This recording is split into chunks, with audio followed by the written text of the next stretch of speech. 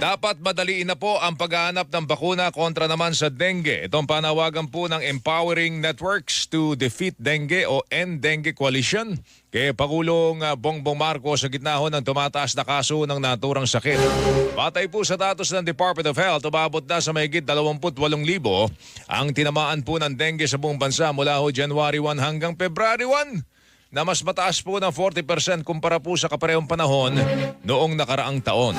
Ayon sa Philippine Medical Association Ad Hoc Committee on Vaccination, inirekomenda na ng World Health Organization na gumamit na po ng bakuna kontra po sa dengue ang mga tinatawag na highly endemic country, kagaya po ng Pilipinas, para mabawasan ang bilang ng mga tinatamaan ng naturang sakit. WHO recommended that for highly endemic countries, kagaya ng Pilipinas, gumamit na ng mga paraan na epektibo.